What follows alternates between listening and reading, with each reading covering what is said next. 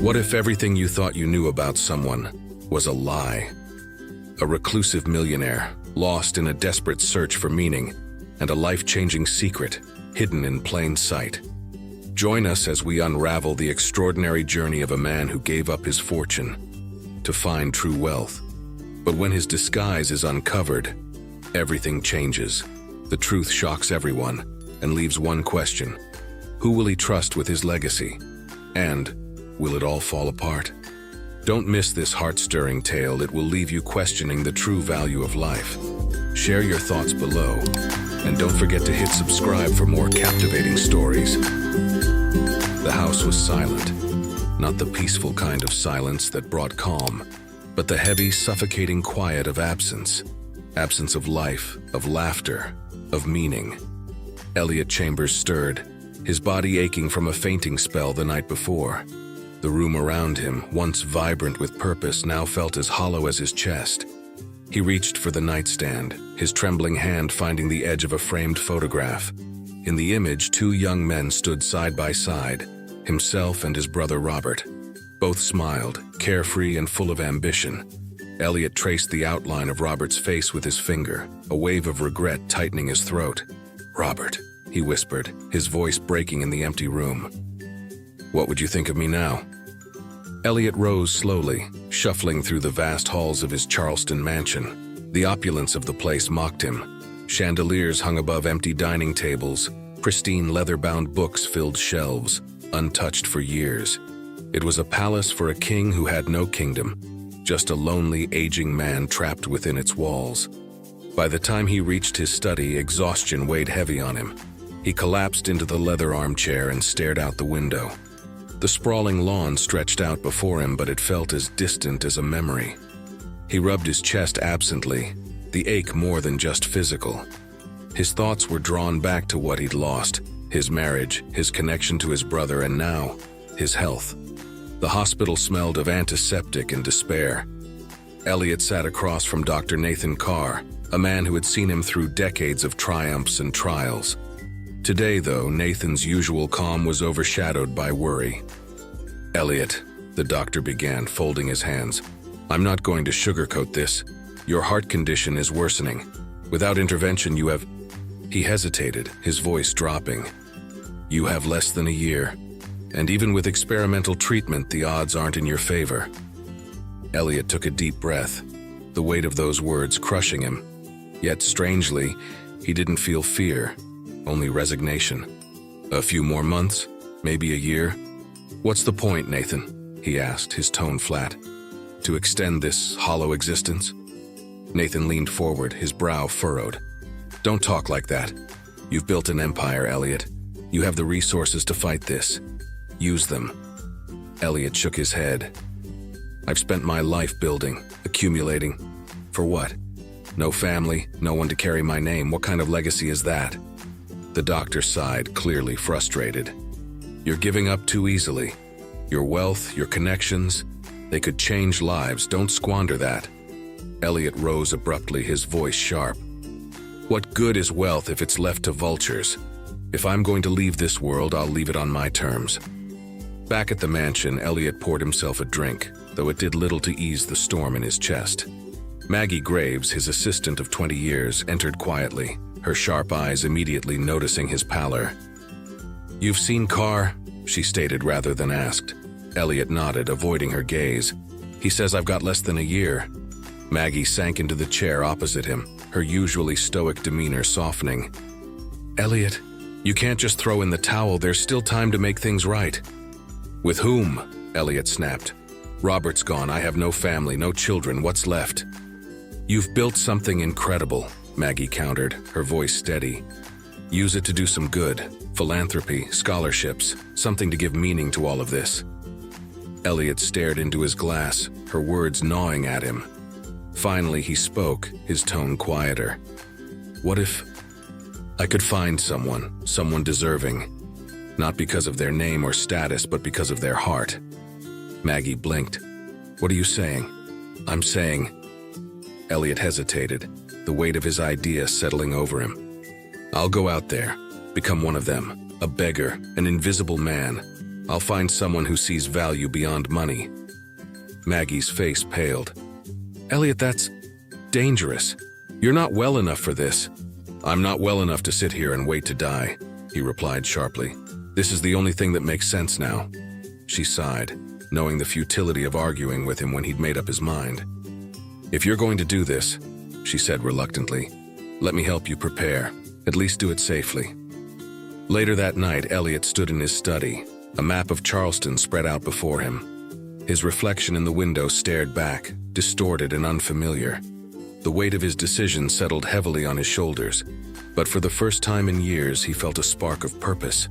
He traced a finger over the map, marking the areas he would visit, the places where the forgotten and the overlooked lived their lives. He gazed into the darkened window and murmured, "If I leave this world, I won't leave it empty. Someone out there deserves more than just my wealth. They deserve a chance." The mansion was quiet, almost reverent, as Elliot stood at the threshold of his new life. The map of Charleston he'd studied so meticulously still lay on his desk, the marks on it guiding him toward an uncertain journey. His reflection in the window lingered in his mind, distorted, unfamiliar, yet a fitting image for the man he was about to become. "Here," Maggie said, placing a pile of worn clothes on the dining room table. The fabric was threadbare, the colors faded, and the scent carried the faint mustiness of thrift stores. "These should do the trick." Elliot picked up a patched jacket, running his fingers over the rough material. He sighed. "It's strange. All my life I've worn the best money could buy, and now this feels more fitting." Maggie's lips pressed into a thin line. "You don't have to do this, Elliot." "I do," he replied, his voice firm but tinged with unease. "This is the only way to find someone who values the things money can't touch." Reluctantly, Maggie handed him a small satchel. Inside, she'd packed a water bottle, a blanket, and a notebook. "You'll need this," she said, her tone softening. "Write everything down. If nothing else, it'll help you make sense of things." Elliot changed into the tattered clothes, his reflection in the mirror almost unrecognizable. The tailored suits and polished shoes were replaced by scuffed boots and mismatched layers. He felt exposed, vulnerable, as though he were shedding not just wealth but identity. "This is harder than I thought," he muttered. Maggie smirked faintly. "Welcome to the real world." Before leaving, Elliot walked the halls of his mansion one last time. Each room was a monument to his success and his isolation. The dining room, with its grand table and crystal chandelier, had never hosted a family meal. The library, filled with volumes he'd once dreamed of reading, now felt like a mausoleum for ambitions left unfulfilled. In his study, he paused to touch the photograph of his brother. "I hope this makes sense to you, Robert," he whispered. "I hope you'd be proud." Maggie met him at the door, her eyes glassy. "You've been like family to me, Elliot. Don't forget that." "You're the closest thing I have to family," he said, his voice wavering. "Thank you for everything." She blinked back tears. "I hope this journey gives you what you're looking for. But Elliot, don't lose yourself in the process." He nodded, stepping out into the crisp evening air. "I'll try," he murmured, though doubt lingered. The French Quarter of Charleston bustled with life as Elliot entered the city, blending into the shadows. His first steps into this new world were jarring. The people around him moved with purpose, their faces indifferent. He felt like a ghost, drifting unnoticed among the living. "Excuse me," he said to a passing couple, his voice tentative. They didn't even glance at him. He stood there, stunned by the invisibility that cloaked him. The realization hit hard. Being ignored was more painful than being judged. Later, Elliot stopped near a convenience store, resting briefly by the entrance. The store owner stormed out, his voice sharp. "Hey, move along, I don't need loiterers scaring off my customers." Elliot flinched but nodded, moving down the street without a word. The sting of humiliation burned, but he swallowed his pride. "This is part of it," he reminded himself. "This is what I need to understand." As the sun set, Elliot found a bench near the waterfront. The city skyline shimmered in the distance, its lights reflecting on the water. The sight should have been beautiful, but it only deepened his sense of loss. He opened the journal Maggie had given him, the pen trembling in his hand. After a long pause, he wrote, "Wealth gave me power, but here I am powerless. I need to endure this to find someone who sees value in what cannot be bought." Closing the journal, he leaned back and gazed at the stars, their cold brilliance a reminder of how small he felt. The night brought its own challenges. As Elliot lay on the bench trying to find a semblance of comfort, a group of teenagers approached. Their laughter was sharp, cutting through the quiet like broken glass. "Hey, old man," one of them sneered. "How's the millionaire life treating you?" Elliot froze, his heart pounding. Did they know? Or was it just a cruel coincidence? The group moved on, their laughter fading into the night. But the encounter left him shaken. His plan, his fragile disguise, felt more tenuous than ever.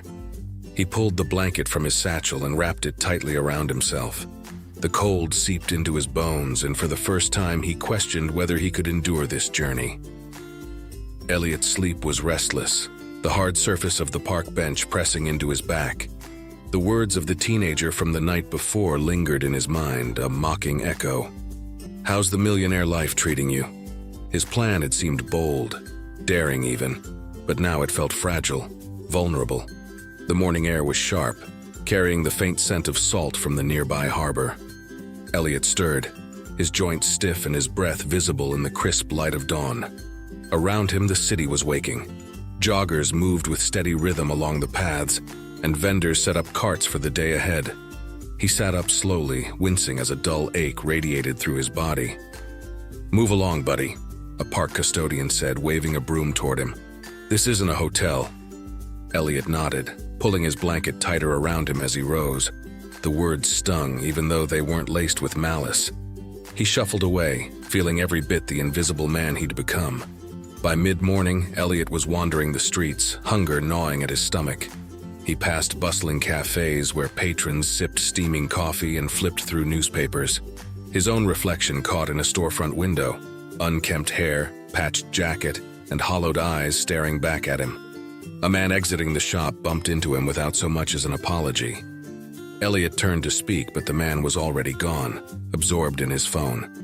He took a breath, steadying himself against the wave of frustration. "This is part of the lesson," he murmured, though the words felt hollow. The faint sound of laughter drew him to a corner where a soup kitchen operated. A line of people snaked along the sidewalk, their expressions a mix of weariness and hope. Hesitant, Elliot joined the queue, avoiding eye contact with the others. When his turn came, a young volunteer handed him a bowl of soup and smiled. "What's your name?" she asked, her tone kind. For a moment, Elliot froze. "James," he said finally. "James Allen." The name tasted strange on his tongue, a relic from his past. He carried the bowl to a nearby bench and sat, the warmth of the soup a small comfort against the chill in the air. As he ate, Elliot watched the others, men and women of varying ages, their lives etched into their faces. Some spoke quietly among themselves, while others sat alone, staring into the distance. He felt a pang of guilt. These people had no disguise, no mansion to return to. For them, this was life, not an experiment. His thoughts were interrupted by a woman handing out sandwiches to those still waiting outside the kitchen. She moved with quiet purpose, her actions efficient but full of care. Elliot noticed the tote bag slung over her shoulder, the name Rosie written in colorful letters. The woman approached him, offering a sandwich with a warm smile. "Here you go," she said. Elliot hesitated before taking it. "Thank you." Her eyes lingered on him for a moment, as if she were trying to see past his exterior. But before he could say more, she was gone, disappearing into the crowd. Later that day, Elliot sought refuge near a grocery store, resting against the wall to gather his thoughts. His legs ached, his stomach still unsatisfied despite the meal from earlier. A store clerk emerged, waving a hand dismissively. "You can't stay here," he said sharply. "You're scaring off customers." Elliot stood, brushing off the dirt from his jacket. "I'm sorry," he said quietly, though the humiliation burned. He moved down the street, vowing not to let his pride derail his mission. As the sun dipped below the horizon, painting the sky in hues of orange and pink, Elliot found himself back at the waterfront. He chose a quiet spot, the lapping waves soothing the chaos in his mind. Reaching for his journal, he began to write. Today I glimpsed what it means to be powerless. Wealth gave me influence, but here it means nothing. I am invisible, yet I see more clearly than I ever have. I must endure this, to find someone who values what cannot be bought. He closed the journal, letting the words settle. For the first time in years, he felt a sliver of purpose. Night fell quickly, and with it came the cold. Elliot returned to the park bench, wrapping himself tightly in the blanket Maggie had packed. He tried to sleep, but his mind raced, replaying the events of the day. A group of teenagers approached, their laughter loud and sharp against the quiet. One of them pointed at him. "Look, it's the old guy from last night," another shouted. "Hey, old man," one jeered, leaning closer. "What's it like, losing everything?" Elliot's heart pounded. He didn't respond, his grip tightening on the edges of the blanket. The teenagers moved on, their laughter echoing in the distance. But the encounter left him rattled. He stared up at the stars, the weight of the journey ahead pressing heavily on him. Was this worth it? Could he endure the humiliation, the hardship long enough to find what he was looking for? The laughter from the teenagers faded, but the sting of their words lingered in Elliot's mind. For a man who once commanded respect in every room, the humiliation of his new life was a heavy burden. Yet, beneath the discomfort, something stirred, an acknowledgement that this was necessary. If he were to find someone who truly deserved his wealth, he would need to face what they faced, to endure. Morning came with the pale light of dawn, the sky painted in muted tones of gray and pink. Elliot stretched stiffly, his body protesting the cold night on the park bench. He stood slowly, brushing the dirt from his jacket and pulling his satchel over his shoulder. Hunger gnawed at his stomach, but his determination carried him forward. The city buzzed to life around him. Cars honked in the distance, pedestrians moved briskly along the sidewalks, and shopkeepers unlocked their doors. Elliot blended into the background, his footsteps aimless until he spotted a familiar figure. A woman with a tote bag marked Rosie, the woman from the soup kitchen. Elliot followed her at a safe distance, his curiosity piqued. She stopped at a daycare, kneeling to embrace a little girl with bouncing curls and a radiant smile. The girl, Rosie no doubt, chattered excitedly before running inside. The woman stood, her shoulders straightening as if steeling herself for the day ahead. Elliot's heart softened as he watched her. She wasn't just kind, she was resilient. She didn't have wealth or power, yet she carried herself with a quiet dignity that left him intrigued. The woman's path led to a small diner, where she donned an apron and began her shift. Elliot entered cautiously, finding a seat in the corner where he could observe without drawing attention. She moved through the restaurant with practiced ease, balancing plates and refilling coffee cups, her smile unwavering despite the grumbling customers and the manager's barked orders. She works hard, Elliot noted to himself, scribbling in his journal. Not for recognition, but because she has no other choice. How many of us would endure this with such grace? His gaze lingered as she handed a plate of pancakes to a child seated with his mother. The boy giggled, spilling syrup, and she laughed softly, helping him clean up without a trace of irritation. Hours later, as her shift ended, the woman stepped outside, pulling a sandwich from her bag. She walked to a nearby park, settling on a bench beneath the shade of an oak tree. Elliot hesitated before approaching, his heart pounding with an unfamiliar anxiety.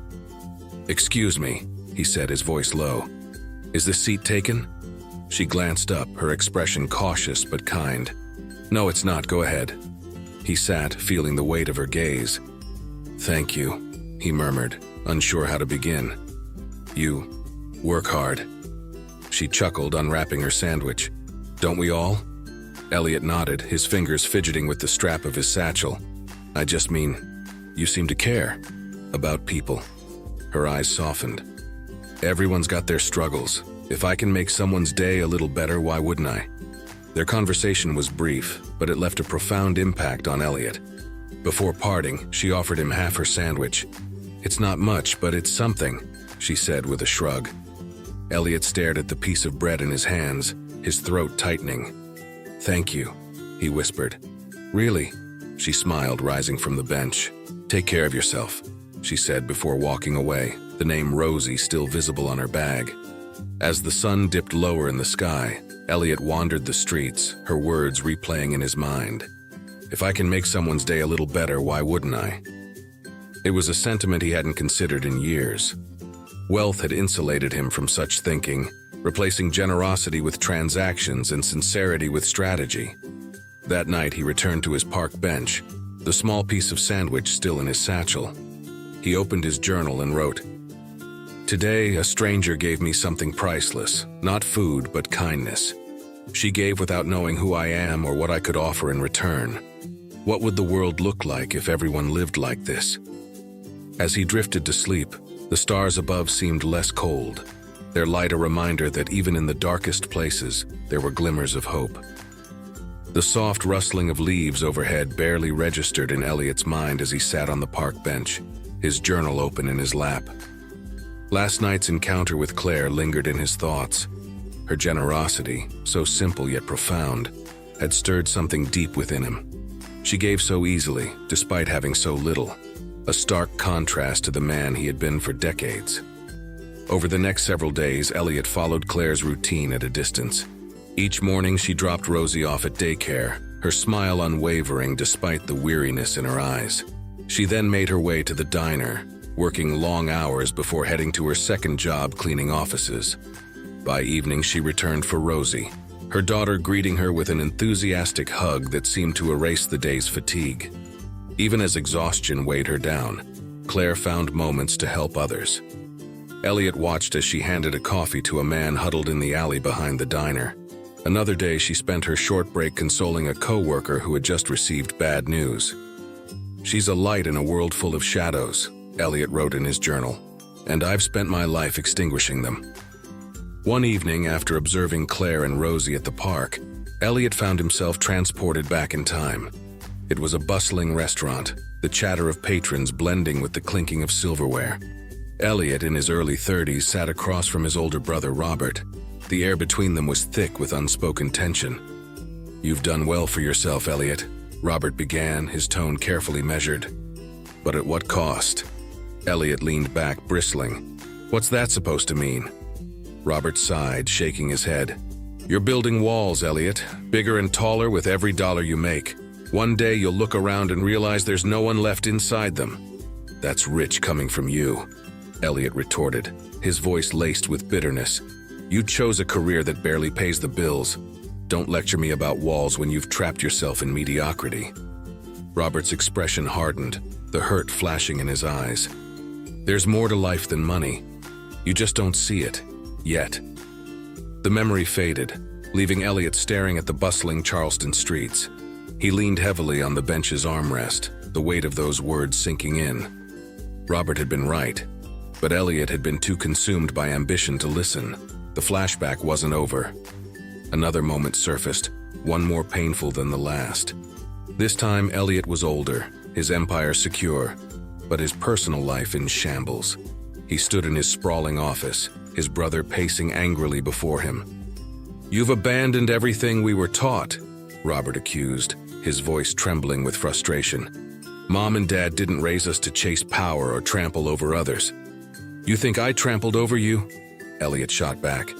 "I worked for this, Robert. I earned it." Robert stopped pacing, his gaze piercing. "You can't measure a life in dollars, Elliot. Legacy isn't what you leave behind. It's how you're remembered." Silence hung between them before Robert turned and walked out the door. He never came back. The memory left Elliot hollow. He pulled his journal from his satchel and scribbled furiously. "Robert saw what I couldn't. Now I see it in her. Claire fights for what truly matters while I've spent my life chasing what doesn't." Later that evening, Elliot watched as Claire picked up Rosie from daycare. The little girl ran into her mother's arms, her laughter cutting through the evening air. Claire held her close, a smile breaking through the fatigue on her face. For a moment, the world seemed to stand still, a mother and daughter, unshaken by the weight of their struggles. Elliot's chest tightened. He realized that Claire, like Robert, valued what he had long forgotten: love, resilience, and the strength to prioritize people over possessions. She had nothing by society's standards, yet she carried an abundance of riches he had spent decades trying to buy. As the sun dipped below the horizon, Elliot returned to his bench by the waterfront. He pulled a worn photograph from his pocket, one he always carried but rarely looked at. It was of Robert, smiling warmly at the camera, his arm slung over Elliot's shoulder. "I lost you, Robert," Elliot whispered, his voice barely audible above the gentle lapping of the waves. "Maybe I can save someone else before it's too late." The waterfront was still, save for the occasional breeze rustling through the trees. Elliot sat hunched on a bench near an alley, his journal open on his lap. The day had been long and his body ached with every subtle movement.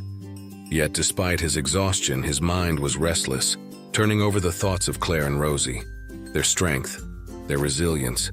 His pen scratched across the page as he wrote, "How far can I go before my body fails me? Or is it my heart that will fail first?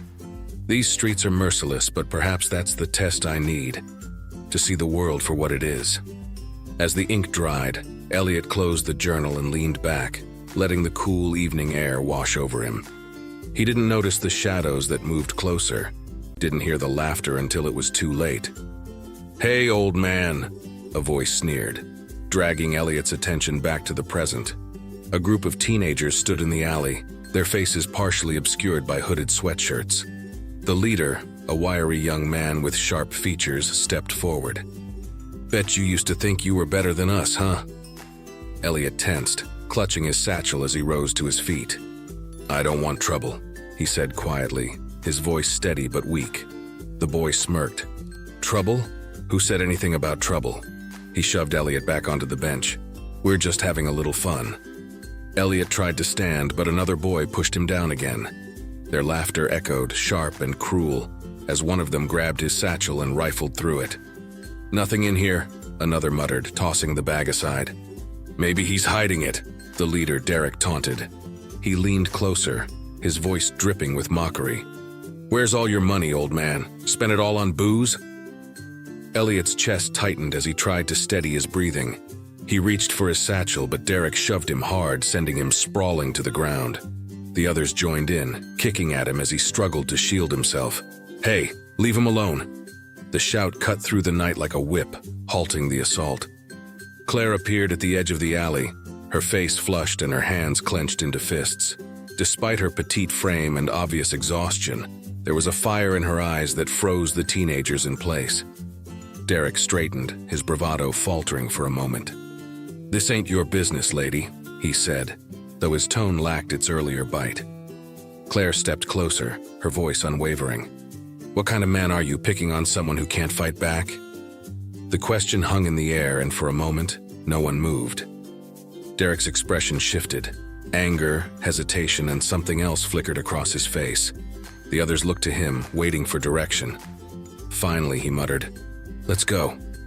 As the group retreated, Derek glanced back at Elliot, his expression a mix of regret and defiance. He kicked a loose can down the alley as they disappeared into the night. Claire hurried to Elliot's side, kneeling beside him. "Are you hurt?" she asked, her voice softening as she assessed his condition. Elliot winced, sitting up with her help. "I'll be fine," he murmured, though the pain in his ribs suggested otherwise. Claire shook her head. "You're not fine. Come on, I'm taking you to the clinic." He protested weakly, but her determination left no room for argument. She helped him to his feet, supporting his weight as they made their way down the street. At the clinic, Claire paid for his medication with the last of her cash, her actions so matter-of-fact that Elliot was left speechless. As they sat in the waiting room, Elliot finally found his voice. "Why would you risk yourself for someone like me?" Claire glanced at him, her gaze steady.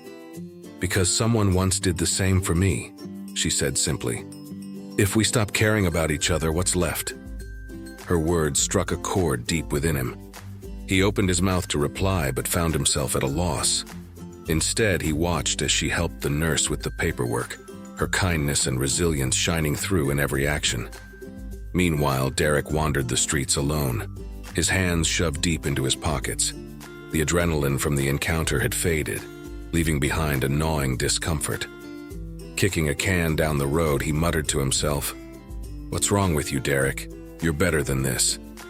The streetlights cast long shadows as he walked, his mind a swirl of conflicting emotions. He hadn't wanted to hurt the old man, not really, but the look in Claire's eyes had cut deeper than he'd expected. For the first time in a long while, he wondered if he could still change. Back at the clinic, Elliot sat on the examination table, staring at Claire as she spoke with the nurse. Her movements were purposeful, her demeanor calm despite the chaos of the evening. He clutched the prescription she had insisted on filling, his gratitude nearly overwhelming. "She's the one," he whispered to himself, the weight of the realization settling over him. "She has to be." The clinic's fluorescent lights flickered softly as Elliot sat silently, his prescription clutched tightly in his hands. Claire had been speaking with the nurse moments earlier, arranging everything with calm efficiency. Now, as she turned toward him, her eyes softened. "You can't stay out there tonight," she said, her tone matter-of-fact. "Come to my place. It's small, but you'll have a roof over your head."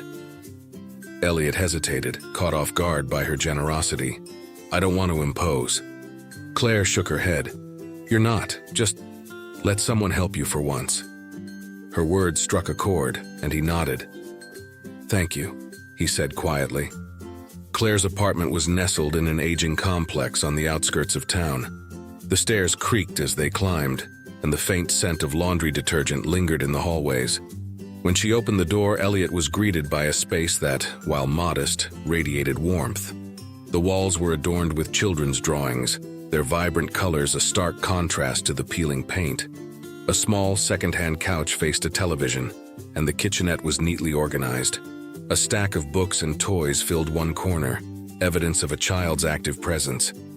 "It's not much," Claire said, setting her bag on the counter, "but it's home." Elliot looked around, taking in the details, the mismatched furniture, the frayed curtains. Yet there was a feeling here he hadn't known in years. Belonging. The sound of small, hurried footsteps broke the moment. A little girl with curly hair and wide, curious eyes darted into the room. "Mommy, you're home," she exclaimed, throwing herself into Claire's arms. "Hi, sweetheart," Claire said, lifting the girl effortlessly. "This is Rosie." Rosie turned her gaze to Elliot, her head tilting slightly. "Who's he?" Claire set her down gently. "This is Mr. Allen. He's a friend." Rosie approached Elliot cautiously, then broke into a wide smile. "Hi, Mr. Allen, I'm Rosie." Her enthusiasm caught him off guard. "Hello, Rosie," he said, his voice uneven. "It's nice to meet you." Rosie grabbed his hand, pulling him toward the stack of books and paper in the corner. "Want to see my drawings? I'm going to be an artist when I grow up." Elliot sat awkwardly on the floor as Rosie proudly displayed her artwork. Crayon rainbows, stick figures, and animals covered the pages. Each one came with an explanation, her voice full of excitement. "This one's a giraffe," she said, holding up a picture of a lopsided yellow creature. "And this one's a castle. Mommy says one day we'll go see a real one." Elliot smiled faintly, his heart tugged by her boundless optimism. "They're wonderful, Rosie. Truly," Rosie beamed. "You can have one if you want. I'll make another." The offer left him speechless, her generosity a stark contrast to his own guarded nature. Later, as Claire poured them both cups of tea, the conversation turned heavier. She spoke of her days, the endless hours spent juggling 2 jobs and the constant worry of making ends meet. "Sometimes," she admitted, staring into her cup, "it feels like I'm swimming against the tide. But giving up isn't an option, not for her." Elliot listened intently, noting the roughness of her hands and the dark circles under her eyes. She had so little, yet she gave so much. He saw in her the kind of strength he had spent his life avoiding, the kind that came from love, not ambition. When Claire stepped away to put Rosie to bed, Elliot scanned the room. His eyes fell on a well-worn book on the shelf. Carefully, he opened it and slipped a folded $100 bill between the pages. It wasn't much, but it felt like a small way to honor her sacrifices. As he set the book back, a framed photograph caught his attention. It showed a young Claire with 2 older adults, their arms wrapped tightly around her. Their faces radiated warmth and kindness. "That's my parents," Claire said, re-entering the room. "They were incredible people. They taught me everything: kindness, perseverance, the importance of helping others." They must have been proud of you," Elliot said softly. "I hope so," Claire replied, her voice tinged with both pride and sorrow. "I try to teach Rosie the same lessons. It's what they would have wanted." As the evening wound down, Elliot prepared to leave. Rosie, now in her pajamas, ran up to him holding a drawing. "Here," she said, handing it to him, "so you won't feel alone." The picture showed 3 figures holding hands under a bright sun. Elliot's eyes welled up as he accepted it, the simplicity of the gesture cutting through his defenses. "Thank you, Rosie," he whispered. "This means more than you know." The walk back to the waterfront was quiet, the streets bathed in moonlight. Sitting on his bench, Elliot unfolded the drawing and traced the crayon lines with his fingers. He opened his journal, writing carefully beneath the flicker of a street lamp. "She has so little but gives so much. Perhaps wealth isn't what I thought it was. Perhaps it's her." The waterfront was quiet in the early morning light, the soft ripples of water reflecting the first hints of sunlight. Elliot sat on his usual bench, the journal open in his lap but untouched. The drawing Rosie had given him lay folded next to the pen, a silent reminder of the world he had recently entered. He stared at the horizon, his mind replaying the moments spent with Claire and her daughter. "How does she do it?" he finally wrote. "Carry the weight of the world and still smile? I've spent decades building walls around my life, and she's torn them down in days." Elliot closed the journal, exhaling deeply. He felt something stir within him, a yearning not just to observe Claire's life, but to quietly ease her burdens, even if only in small ways. But doubt crept in as well. Was it enough?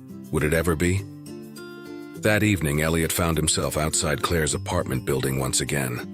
The flickering porch light cast a faint glow as he tucked an envelope into her mailbox. Inside was $500 in crisp bills, along with a handwritten note. "For Rosie's dreams. From someone who believes in you." He lingered in the shadows, watching as Claire eventually checked her mail. Her fingers brushed the envelope, and she paused, frowning as she opened it. Her expression shifted from confusion to disbelief, and finally to tears. She pressed the note to her chest, her shoulders shaking. Elliot turned and walked away before she could look around. He didn't need her thanks. The sight of her relief was enough. The next day, Elliot watched from a discreet distance as Claire handed $100 to her elderly neighbor, Mrs. Green, who stood struggling with her grocery list at the corner store. "I can't take this, dear," Mrs. Green said, her voice trembling. Claire smiled gently. "You can and you will. We're all in this together." "But don't you need it for Rosie?" the woman asked hesitantly. "We're doing okay," Claire replied, placing the bill in the woman's hand. "If I can help someone else, then I'm doing better than okay." Elliot leaned against the wall outside the store, his chest tightening as he watched the exchange. Claire didn't just preach kindness, she lived it. Her generosity wasn't performative or calculated. It was reflexive, genuine. Does she even realize the power of what she's doing? Elliot wondered aloud, his voice lost in the din of passing traffic. Later that evening, Elliot returned to Claire's apartment under the pretense of returning a toy Rosie had left behind. Claire welcomed him with her usual warmth, waving him inside as she headed to the kitchen to prepare tea. Rosie bounded into the room, her face lighting up at the sight of him. "Mr. Allen, did you miss me?" Elliot chuckled softly. "I suppose I did." She plopped down beside him on the couch, her small hands tugging at the hem of her dress. After a moment of silence, she looked up at him with wide, curious eyes. "Why do you look so sad sometimes?" The question caught Elliot off guard. He hesitated, unsure how to respond to such raw honesty. Finally, he said, "I've made mistakes, Rosie. Mistakes that hurt people I cared about." Rosie tilted her head, considering his words. "Mom says we can't change the past," she said thoughtfully, "but we can still try to be better." Her words struck Elliot like a bolt of lightning. How could someone so young grasp something so profound? He nodded slowly. "Your mom is very wise." "She's the best," Rosie replied with conviction, her face breaking into a grin. Rosie darted off to grab a piece of paper and crayons, returning moments later with a half-finished drawing. It was a colorful depiction of a house, its windows glowing with light. The figures of 3 people stood in the yard holding hands beneath a bright sun. "One day," she explained, her voice full of hope. I'm going to build a house where everyone feels safe and happy, like my mom always makes me feel. Elliot stared at the drawing, his throat tightening as he fought back tears. Rosie's vision was so pure, so untainted by the hardships surrounding her. He reached out to touch the page, his fingers trembling. It's beautiful, he whispered, and I believe you'll make it happen. That night, back at the waterfront, Elliot sat under the street lamp, the drawing spread across his lap. He opened his journal and wrote with a trembling hand. She dreams of giving others what I've spent my life taking for granted. They both deserve so much more. He closed the journal and looked at his reflection in the water. The man staring back was weary, his face lined with regret and questions he didn't yet have answers to. He whispered into the stillness, I've found them, what I've been searching for, but do I deserve to help them? And will they ever forgive me for the lies I've told? The water offered no answers, only the soft ripples of an uncertain future. The morning was unusually still at the waterfront, the usual bustle of joggers and vendors subdued by a thick, overcast sky. Elliot sat on the familiar bench, Rosie's drawing folded neatly beside his journal. His eyes traced the distant ripples on the water, though his thoughts were far from tranquil. Elliot, a familiar voice called, sharp and tinged with concern. He turned to see Maggie approaching, her brisk stride cutting through the quiet atmosphere. Her expression was a mix of relief and exasperation, a sight he hadn't expected but perhaps should have. You look like a ghost, she said, her hands on her hips as she stopped in front of him. When was the last time you ate something decent? Or saw a doctor? Elliot managed a weak smile, but his attempt to downplay her worry fell flat. I'm fine, Maggie. Just tired. Tired? Maggie's voice rose incredulously. You look like you've been living on scraps. Do you even hear yourself? This isn't fine, Elliot. She sat down beside him, her keen eyes scanning his face. The pallor of his skin, the gauntness in his cheeks, and the faint tremor in his hands spoke volumes. You've been ignoring my messages, she added, her tone softening slightly. I was worried. Elliot sighed, closing his journal. I've been busy. Maggie's brow furrowed. Busy killing yourself? Because that's what this looks like. Her words cut deeper than he wanted to admit. Elliot looked away, his gaze falling on the journal in his lap. The plan is progressing, he said quietly. I've met someone who might be the answer. Maggie's frown deepened. That doesn't matter if you collapse on the street before you finish whatever it is you think you're doing. I won't, Elliot replied firmly, though his voice lacked conviction. Maggie leaned forward, her elbows on her knees. You think this is noble, Elliot, but it's reckless. What happens if they find out the truth before you're ready to tell them? What happens if it destroys everything you're trying to build? Her words hung in the air, heavy and unrelenting. Elliot clenched his fists, the tension evident in his posture. They won't, he said, but his voice faltered. They can't. For a moment, Maggie studied him in silence, her frustration tempered by something gentler, concern, maybe even pity. You really believe in this woman, don't you? She asked finally. Yes, Elliot said without hesitation. She's the kind of person who deserves a chance, Maggie. The kind of person who can take what I leave behind and turn it into something meaningful. She's resilient, selfless. Everything I'm not. Maggie sighed, shaking her head. Elliot, I know you mean well, but you're asking people to trust you when you're not being honest with them. If you really believe in Claire, maybe it's time to stop hiding. Elliot's jaw tightened, her words striking a nerve. And what happens if I tell her now? What if it ruins everything? This is bigger than me, Maggie. She leaned back, crossing her arms. You're right. It is bigger than you. But it's also about you. I've known you for years, Elliot. I've seen you at your worst and your best. Don't forget that you're not just trying to save them. You're trying to save yourself. Her voice softened as she reached out to touch his arm. You deserve a second chance, too. Don't throw it away by being too proud or too afraid to be honest. Elliot looked down at her hand, her words settling uncomfortably in his chest. I don't know if I can, he admitted quietly. Not yet. Maggie sighed, standing. Just think about it, okay? And please, Take care of yourself. You won't do anyone any good if you're 6 feet under." She walked away, her silhouette growing smaller as she disappeared down the path. Elliot remained seated, his mind a storm of thoughts. Maggie's warning echoed in his ears, colliding with the growing attachment he felt to Claire and Rosie. Could he truly finish what he started without revealing who he really was? And if he did tell them, would they ever forgive him? He opened his journal, his pen trembling as he wrote, "Maggie's right. I've been hiding behind this mask, afraid of what they'll see if I take it off. But if I lose their trust now, I'll lose everything. What do I do?" The words stared back at him, offering no answers, only the weight of an impossible choice. The sun had barely risen when Elliot saw Claire burst from her apartment, her arms clutching Rosie tightly.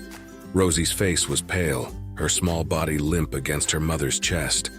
Panic etched itself into Claire's features as she hurried down the street, her steps unsteady but determined. Elliot rose from his bench, his heart pounding. He followed at a distance, his concern growing with each hurried step Claire took. She entered a small clinic, the glass door slamming shut behind her. Elliot hesitated, standing outside as he peered through the window. Inside, Claire spoke with the receptionist, her voice trembling. "Please, she's burning up. I don't know what's wrong." The receptionist called for a nurse who quickly escorted Claire and Rosie into an exam room. Elliot moved closer to the door, straining to hear. Minutes later, Claire emerged, her face pale and drawn. She approached the counter, clutching a stack of papers, the medical bills. "What do you mean the insurance won't cover it?" she asked, her voice breaking. "There has to be something you can do. I can't lose her." The receptionist shook her head apologetically. "I'm sorry, but specialized treatment isn't covered under the basic plan. The cost is..." Elliot couldn't hear the figure, but the way Claire's shoulders slumped told him it was far beyond what she could afford. She placed her hands on the counter, her composure slipping. "Please," Claire pleaded. "There has to be another way." That evening, Elliot saw Claire sitting on the steps outside her apartment, a crumpled pile of papers beside her. Her head was in her hands, her usually steady presence now shaken. "How am I supposed to do this?" she whispered to herself. "How can I keep her safe when I can barely keep us afloat?" The sight pierced Elliot's heart. He clenched his fists, anger rising, not at Claire's desperation, but at his own helplessness. Maggie's words from their last conversation echoed in his mind. What happens if they find out the truth? Elliot reached for his journal, flipping it open as his pen hovered over the page. He wrote, "What kind of man am I if I stand here and do nothing? But what if my interference ruins her trust in me?" He closed the journal with a snap, his frustration palpable. Yet he knew he couldn't stand idly by. He had to act, even if it meant remaining in the shadows. Elliot called Maggie that night. "I need you to make a donation," he said, his voice firm. Maggie hesitated on the other end of the line. "You're sure about this?" "Yes," Elliot replied. "It has to be anonymous, and it has to happen now." Maggie didn't argue. She understood the urgency in his voice. By morning, the donation was made. The following day, Claire received a call from the clinic. She answered hesitantly, her exhaustion evident. "Miss Dawson," the receptionist said, "we've been notified that your bill has been paid in full by a guardian donor. Rosie's treatment is covered." Claire's knees buckled as relief washed over her. She clutched the phone tightly, tears streaming down her face. I don't know what to say. Thank you. Please thank them." After hanging up, she gathered Rosie in her arms, holding her close. "We're going to be okay, baby," she whispered. "We're going to be okay." That evening, Elliot approached Claire's apartment under the guise of checking on Rosie. Claire greeted him with a tired but genuine smile, the weight on her shoulders noticeably lighter. "Rosie's resting now," Claire said as they sat in the small living room. She looked at Elliot, her eyes glistening. "I thought I was losing her. I was so afraid that no matter how hard I worked, it wouldn't be enough." Elliot's voice was steady, but his emotions were raw. "You're stronger than you think, Claire. What you've built with Rosie, your love for her, it's worth more than anything money can buy." Claire nodded, her resolve returning. "Whoever that donor was, they didn't have to help me, but they did. I want to prove that their kindness wasn't wasted." Her words lingered in the air, filling the space with quiet determination. That night, back at the waterfront, Elliot sat with his journal open on his lap. The events of the past few days replayed in his mind, the moment Rosie fell ill, Claire's desperate pleas, and her gratitude for the anonymous help. He wrote, "I wanted to see if she had strength. She has it in abundance. But am I worthy of revealing the truth to someone like her? I need to find the courage to let her see me, not as the man I was, but as the man I want to be."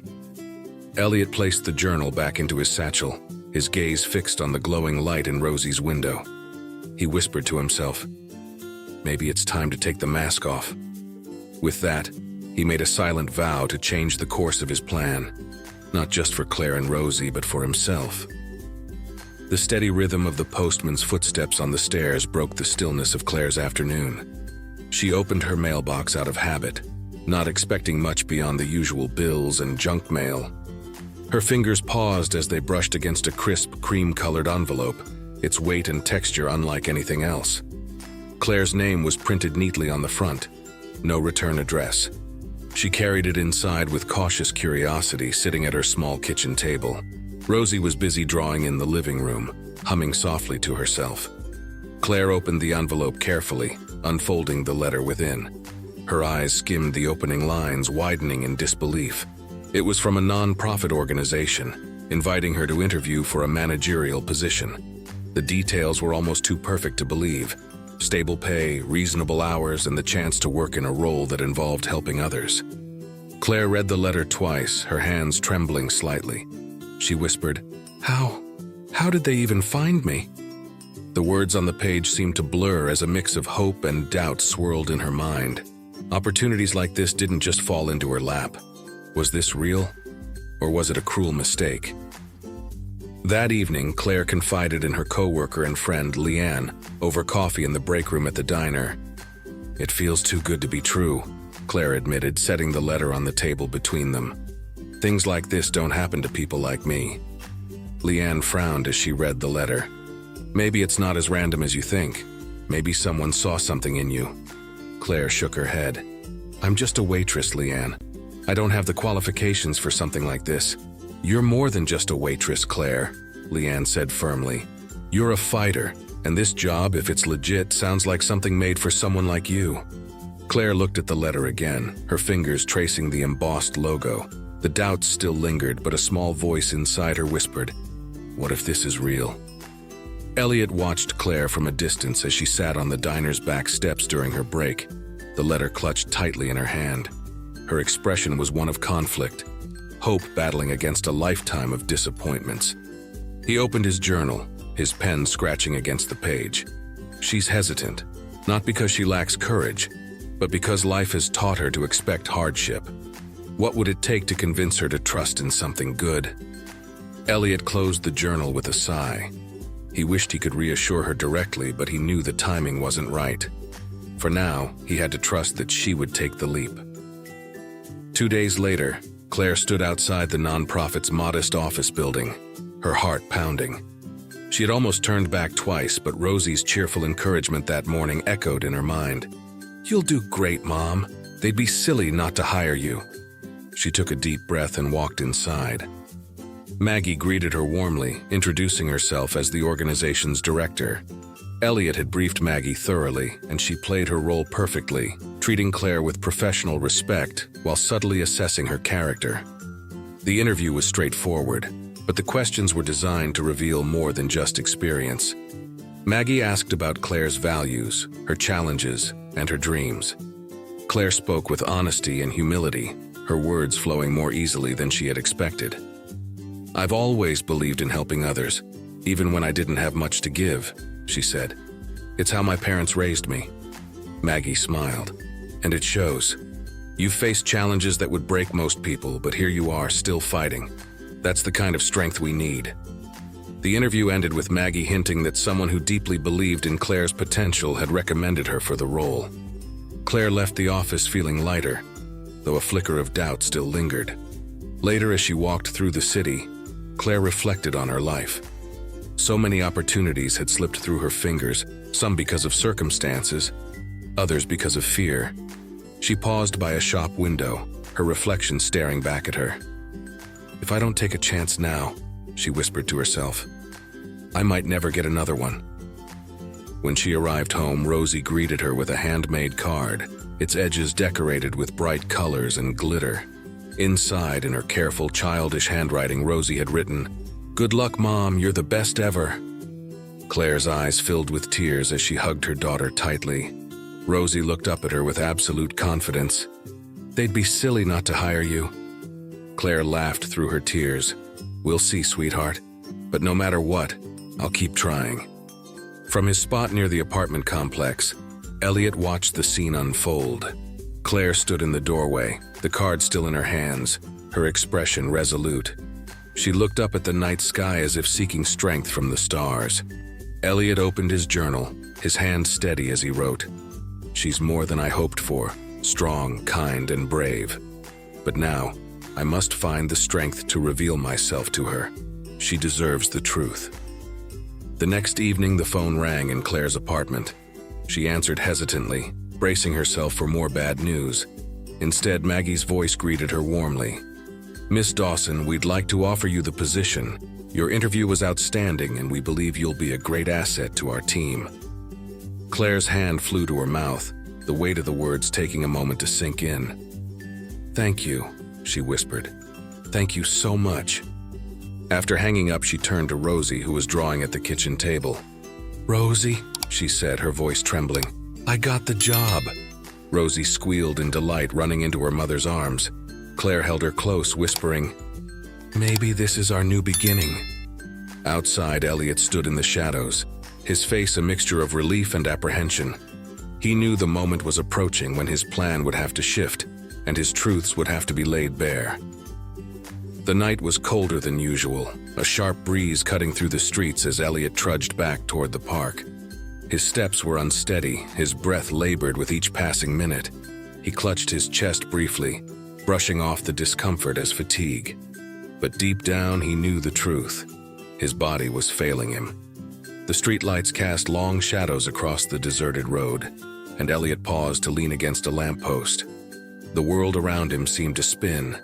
His legs buckled and he crumpled to the ground, his journal tumbling from his satchel onto the pavement. His breathing grew ragged, and panic set in as his strength waned. "Sir, are you okay?" A distant voice pierced the fog in his mind. A passerby crouched beside him, fumbling with a phone. "I'm calling an ambulance." Before Elliot could respond, another voice broke through. Familiar, urgent. "Elliot!" Claire's silhouette emerged from the shadows, her face pale with worry. She dropped to her knees beside him.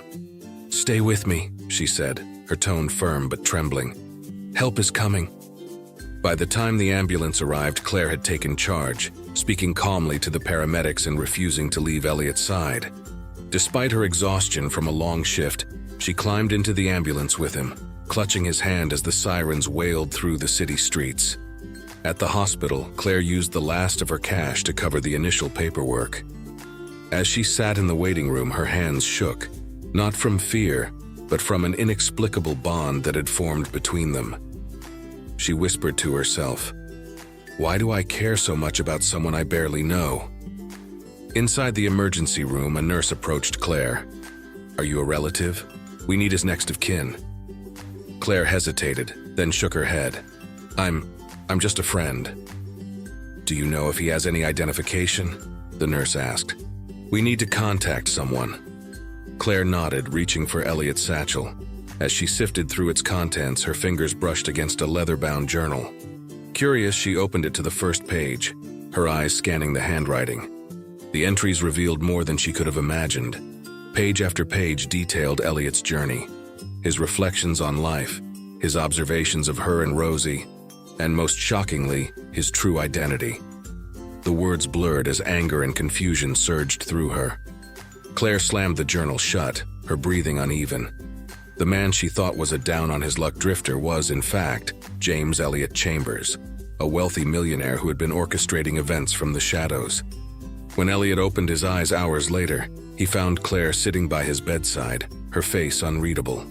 The journal rested on the table beside her. "Claire," he croaked, his voice weak. Her eyes met his, cold and sharp. "I know who you are, Elliot. Or should I say, James Allen?" Elliot struggled to sit up, guilt and shame written across his face. "I can explain," he began, his voice hoarse. "Explain?" Claire's voice trembled, though whether from anger or hurt was unclear.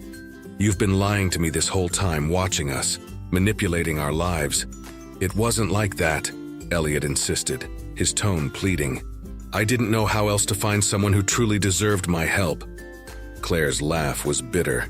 "So what? You thought you'd just play God? Decide who's worthy of your charity?" "No," Elliot's voice broke. "I wanted to understand what it means to live a life of purpose. You've shown me that, Claire. You and Rosie. I've spent years surrounded by wealth but devoid of meaning. You gave me hope."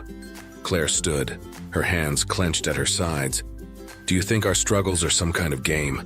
That you can just swoop in and fix everything with your money?" Elliot's head dropped, his voice barely above a whisper. "No. I wanted to help, but I didn't know how. I'm sorry for deceiving you. Truly." The silence that followed was heavy, filled with unspoken words and raw emotions. Claire's shoulders softened, but her guard remained up. "I don't know if I can trust you," she admitted, her voice quieter now. "You've made me question everything."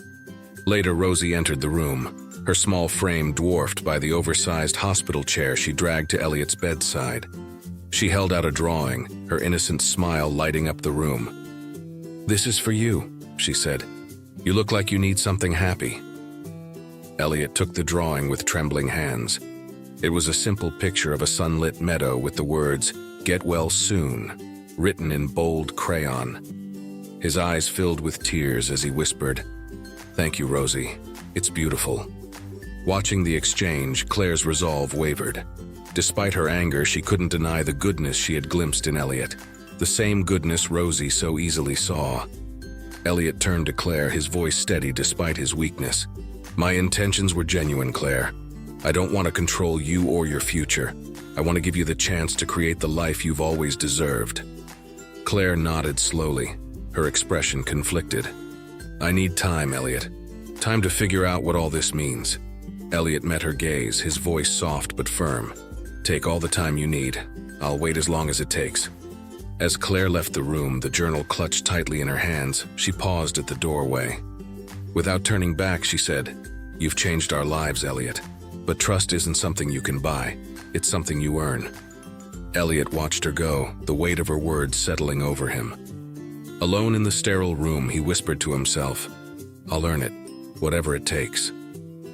The journal lay open on Claire's kitchen table, its pages filled with Elliot's thoughts, raw, unfiltered, and deeply personal. She had read through most of it the night before, unable to sleep. Each entry revealed another layer of the man she thought she knew. He wasn't just a stranger who'd stumbled into her life. He was someone carrying the weight of a lifetime of regrets.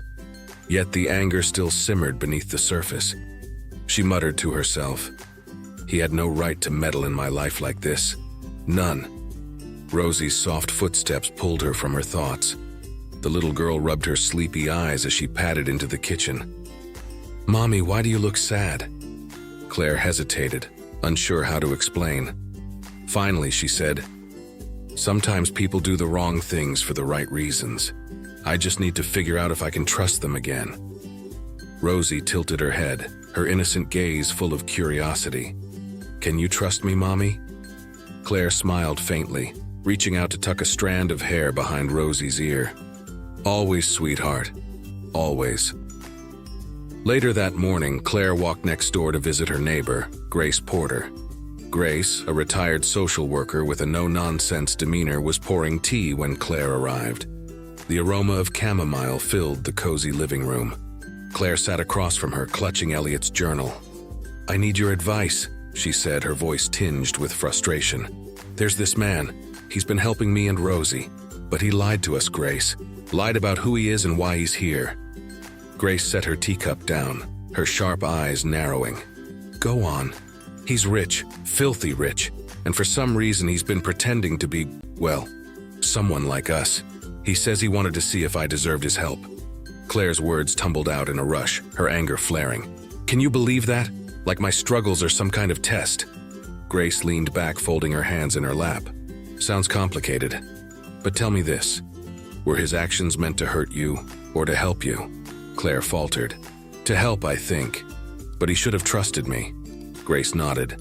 People like Elliot don't come along often.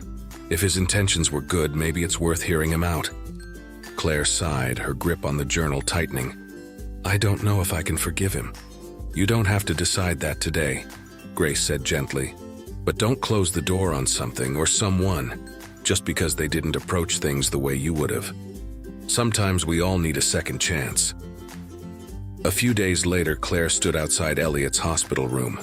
The journal was tucked under her arm, its weight a constant reminder of the truths it held. She took a deep breath before pushing the door open. Elliot was sitting upright in bed, his complexion still pale but his eyes alert. He looked up as she entered, his expression a mix of relief and apprehension. Claire, he began, his voice tentative. She held up a hand, stopping him. I read your journal, she said evenly. I know what you've been doing and I know why, but you should have trusted me enough to tell me the truth. Elliot's shoulders sagged. I'm sorry, he said simply. I didn't know how. Claire's voice wavered, a mix of anger and sadness. Do you know what it feels like to realize someone's been watching your every move? To think that the kindness you've been shown wasn't real but part of some experiment? It wasn't an experiment, Elliot said, his tone pleading. It was desperation. I've lived my life behind walls, Claire. Walls of money, pride, and fear. Watching you and Rosie, I realized how much I'd lost and how much I wanted to make a difference before it was too late. Claire's gaze softened slightly, though her guard remained up.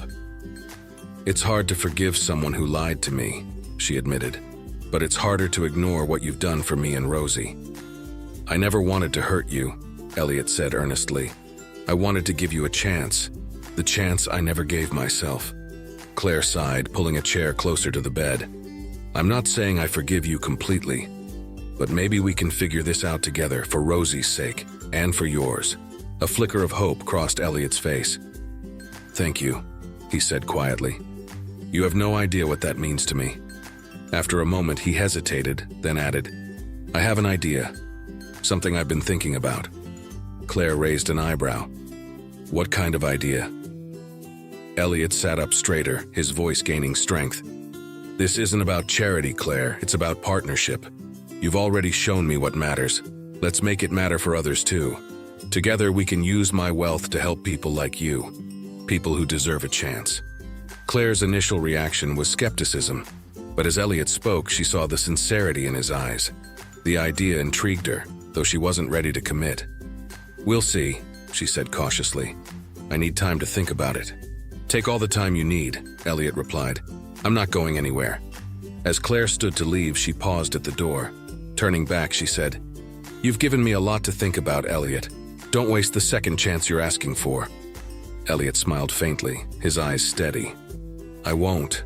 Not this time. The towering gates of Elliot's mansion loomed ahead as Claire hesitated on the steps.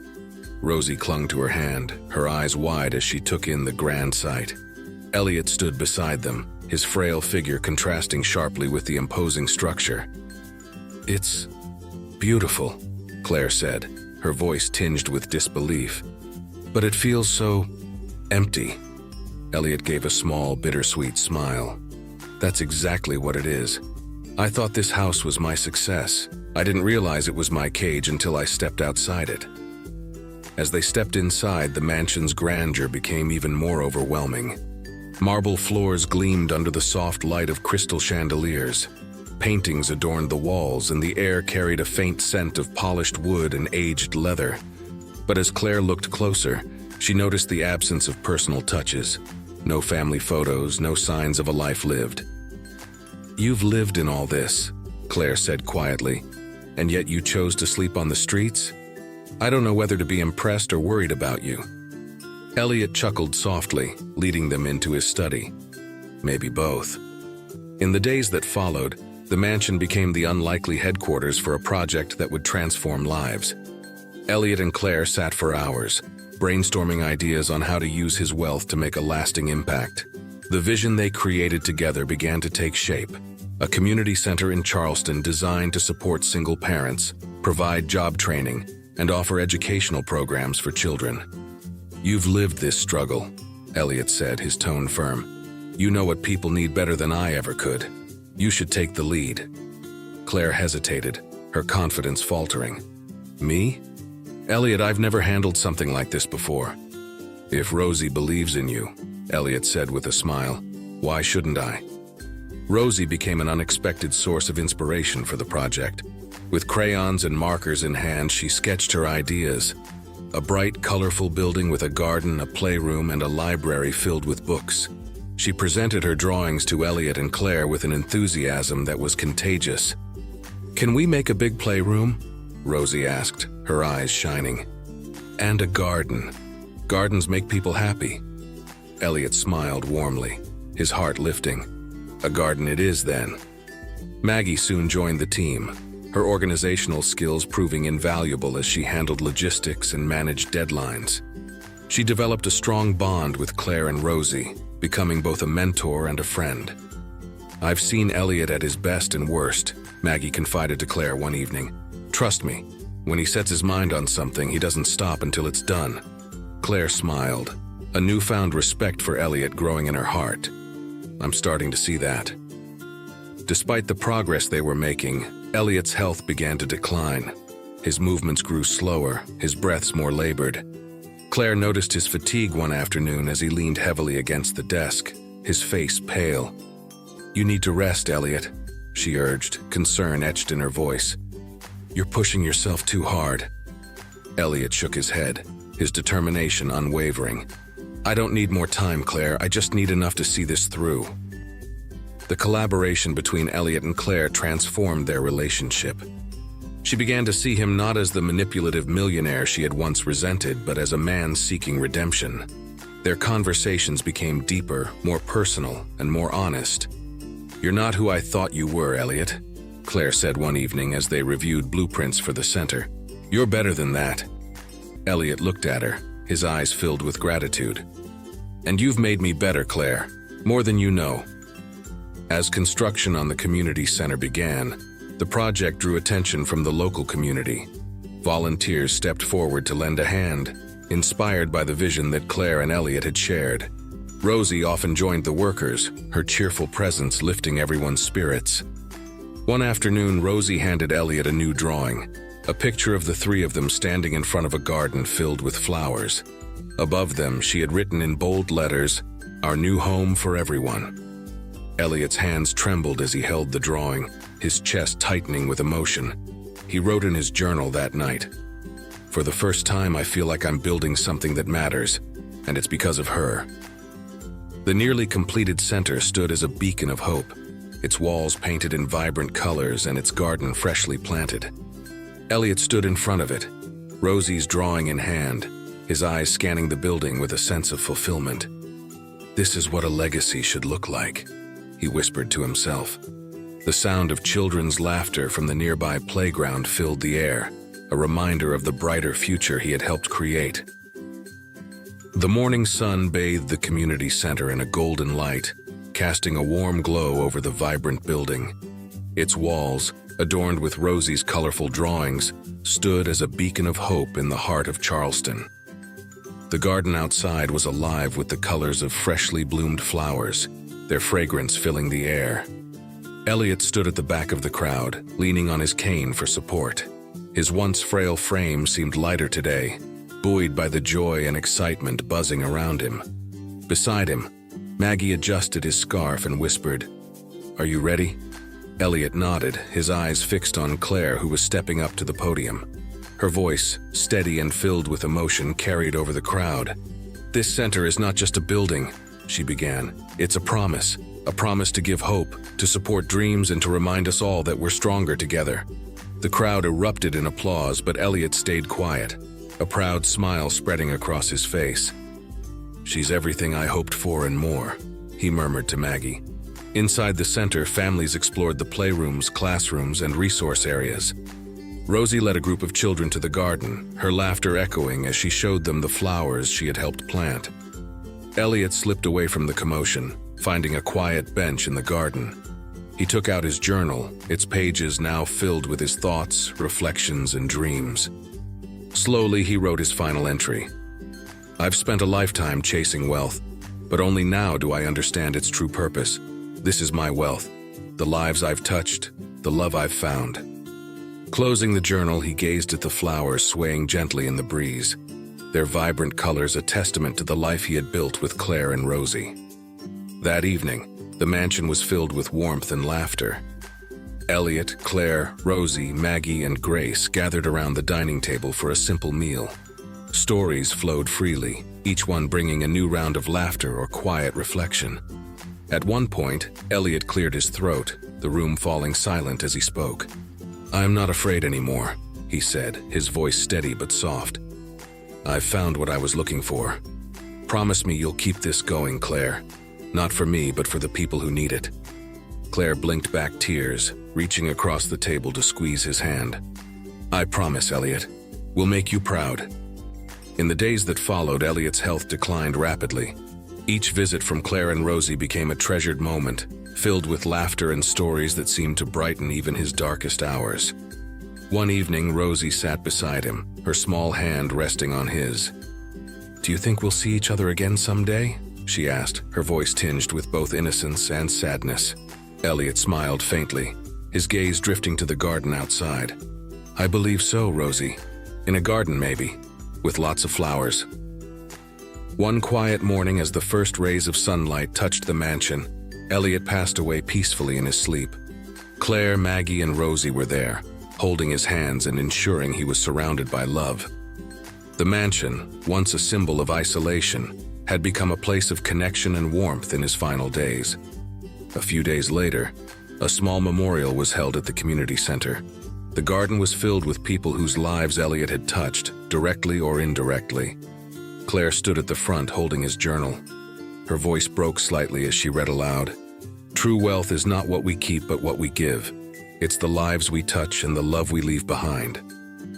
Rosie, with Maggie's help, planted a tree in the center's garden. Beneath it, a plaque read, "In memory of Elliot Chambers, a life transformed by love." Months later, the community center had become a bustling hub of activity. Children laughed in the playrooms, parents attended workshops, and neighbors gathered in the garden. Claire, Rosie, and Maggie walked through the center, their faces glowing with pride.